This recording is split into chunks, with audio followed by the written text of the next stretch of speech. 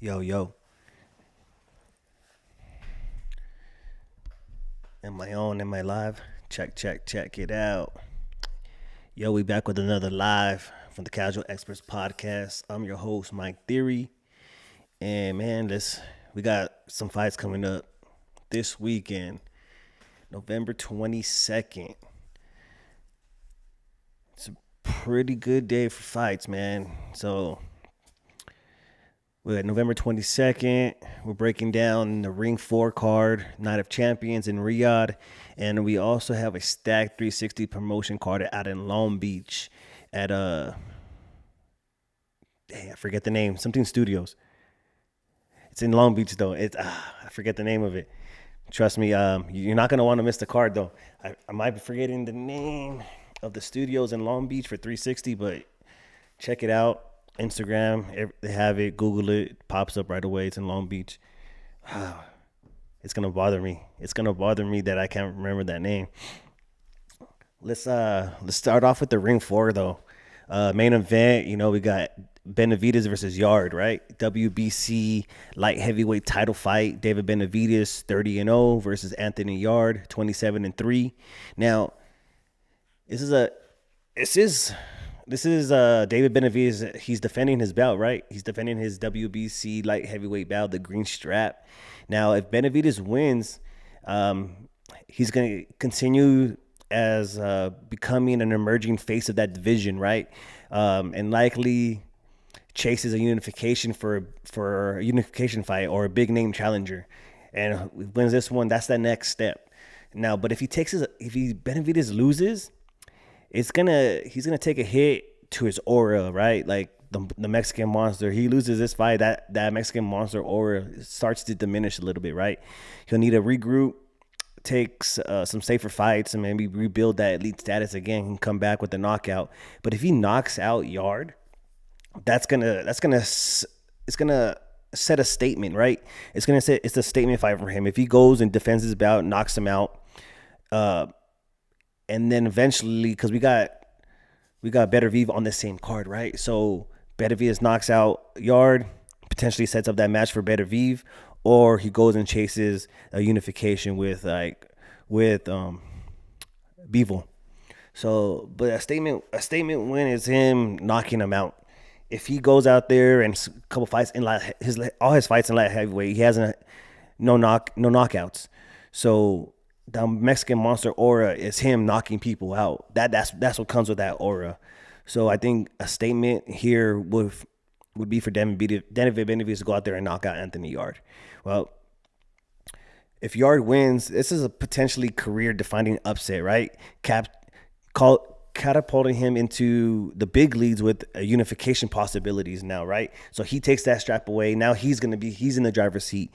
He's gonna potentially have a unification possibilities up, right? He can go out there or get a big name. If he loses, he's just gonna pretend he just remains that top contender.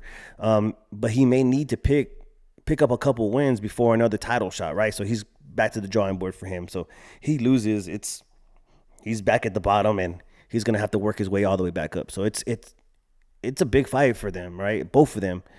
If Benavidez loses, who knows where he goes from here? Does he go back down to 168 and try to take over there, or he just kind of tries to rebuild at 175 at light heavyweight? Now, the co-feature, Brian Norman Jr. versus Devin Haney.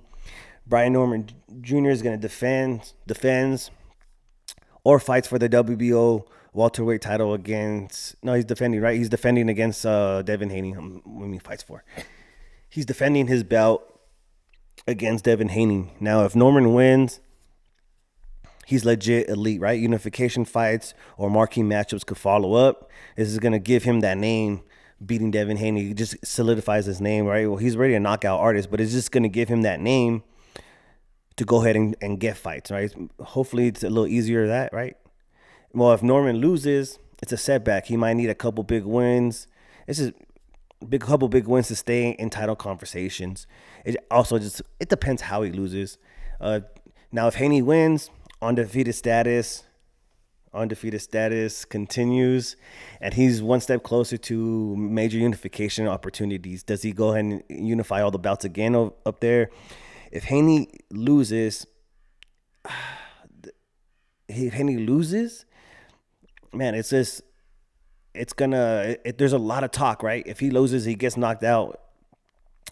It's just gonna be all the questions that everybody's been saying, like, needs to be answered in this fight. That's supposed to really what it comes down to. All the answers, all the questions, when it comes down to it is, yeah, he's still young, but he's likely to need to reestablish himself again before another title shot, right? He loses and he gets knocked out in this fight, because that can happen, right? Brian Norman got that power. He speed, power. So if he loses, is he damaged goods from the Ryan Garcia fight? All the talks about him being scared and running again when he fought Ramirez. Now, like, all those questions are gonna. This is a big fight for Haney, because they talk a lot, right? So, and Haney is a good fighter, right? He knows how to box. He knows how to use his jab. But after getting beat up, and then beat up by Ryan Garcia, and then the performance he had against Ramirez, it's just a lot of question marks, dude. It's just a lot of question marks that need to be answered in this Brian Norman fight. And Brian Norman fight is gonna test his chin. He is gonna test. He's gonna test him, and is Dan Haney going out there to fight, or we're gonna just get another Ramirez type of fight, a performance. So, something to look forward to. Now we got the young cat in lightweight title fight, Mason versus Noakes. Abdullah Mason versus Sam Noakes for the vacant WBO lightweight crown, right?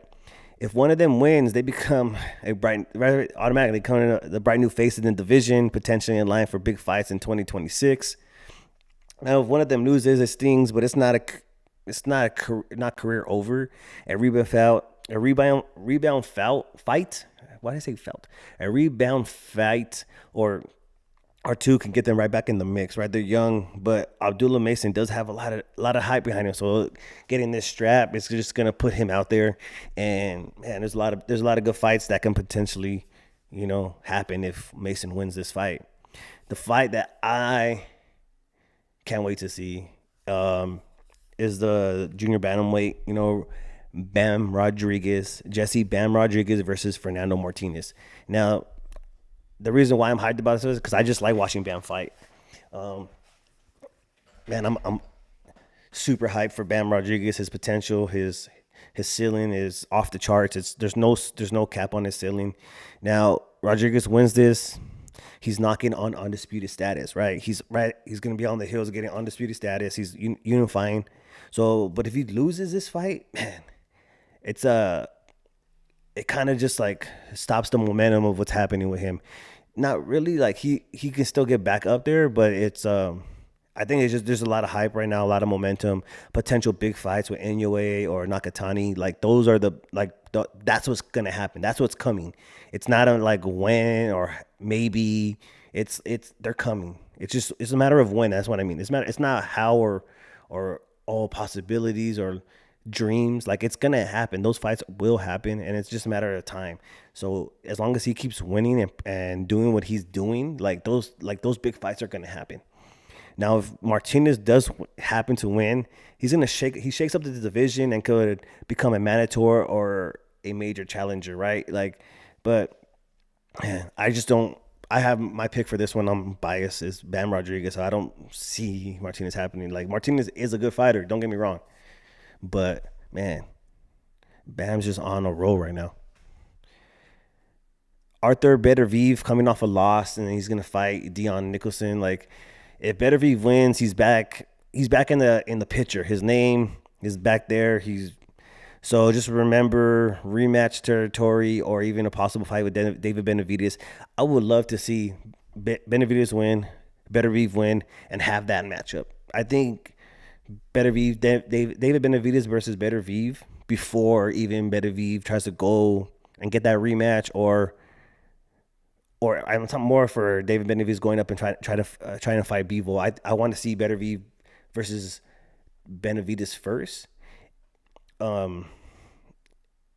that's just me. I feel like that's gonna be that test for Benavidez at the light heavyweight, and it's gonna give maybe Benavidez just like some new motivation before going back and doing that fight again with Bivol.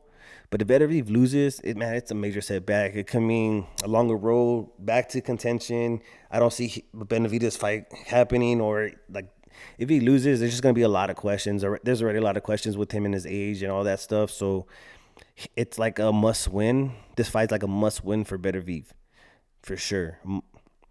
Now, switching gears to 360 Promotions, so they're running their Hollywood Fight Night card on same night, November 22nd in Long Beach. There it is at Thunder Studios.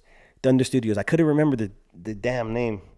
So they're fighting in Long Beach at Thunder Studios. Now the main event is Mizuki Mimi Hiruta. I butchered the name. On my bad. She's 9-0. She's fighting against Gloria Gallardo, 16-3-3 for the WBA female super flyweight title. Now, I've seen her fight a couple times already at Commerce when they had fights at Commerce at 360s.